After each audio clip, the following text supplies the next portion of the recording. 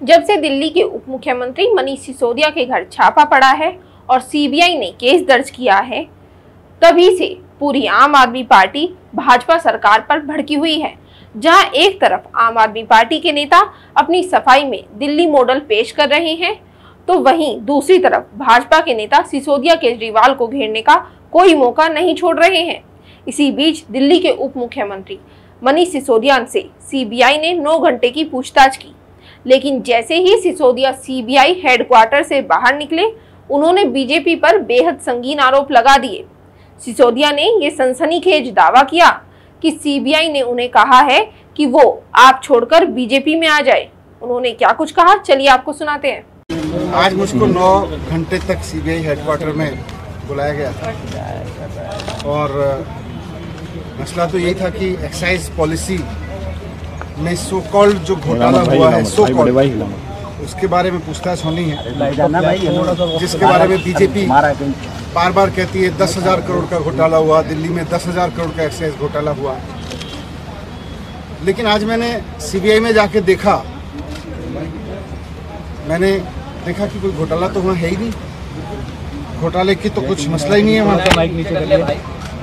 सारा केस फर्जी है, मैं जानता हूँ सारा केस फर्जी है। और आज मैंने सीबीआई में 9 घंटे की पूछताछ के दौरान 9 घंटे जो मैं रहा वहाँ पे, वहाँ भी मैं समझ गया कि किस तरह से सारा केस फर्जी है और किस तरह से इन्होंने पूरी साजिश की गई है।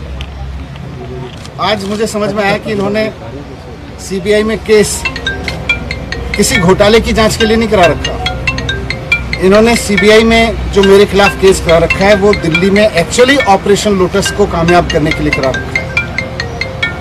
ये बात पहले भी मुझे बाहर से समझ में आ रही थी, लेकिन आज अंदर जाके सीबीआई के हेडक्वार्टर में 9 घंटे तक मेरे को और समझ में आई कि किस तरह से भारतीय जनता पार्टी सीबीआई जैसी एजेंसीज को अनकॉन्स्टिट्यूशनल तरीके से, असंवैधानिक तरीके से, गलत तरीके से दबाव बनाने के लिए यूज कर रही है।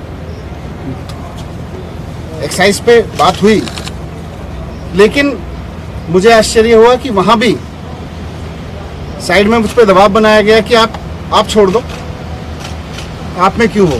मैंने कहा क्यों? बोले ये केस आपके ऊपर ऐसे ही चलते रहेंगे, नहीं तो। मैंने कहा इस केस में तो है नहीं, ये तो खत्म हो जाएंगे। तो मुझे कहा गया कि साइड में कि सत्येंद्र जैन के पास कौन से केस हैं, सत्येंद्र जैन के ऊपर कौन से सच्चे केस हैं, वो भी चल रहे हैं। 6 महीने वो जेल रह सकते हैं, तो 6 महीने आप भी रह सकते हो। तो मैंने कहा बीजेपी तो बहुत गंदी पार्टी है, मैं उसके लिए आप थोड़ी छोड़ सकता हूँ। तो मुझे कहा गया कि नहीं देखो, ये केस तो ऐसे ही चलते रहेंगे, दूसरा फायदा आपको लोग मुख्यमंत्री भी बनाएंगे फिर।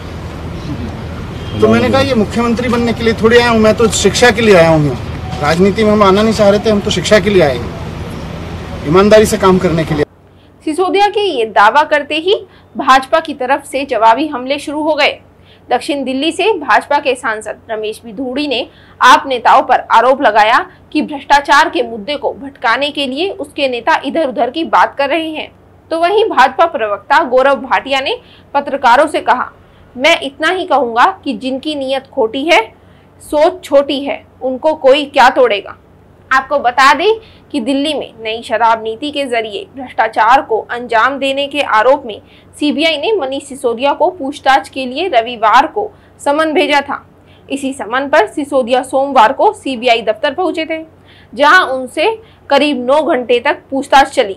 आपको पता होगा कि राजनीति में राजनेताओं का एक दूसरे पर आरोप प्रत्यारोप लगाना तो आम बात है, लेकिन जब सियासत का नशा इतना बढ़ जाए कि उसके लपेटे में जांच एजेंसियां को भी ले लिया जाए, तो ये वाकई चौंकाने वाली बात है। खैर, अब देखना ये होगा कि सीबीआई का इस पर क्या रिएक्शन सामने आता है। इस खबर में फिलहाल इतना ही। आपकी इस खबर पर क्या राय है, हमें नीचे कमेंट करके जरूर बताएं। साथ ही वीडियो को लाइक और चैनल को सब्सक्राइब करना बिल्कुल ना भूलें।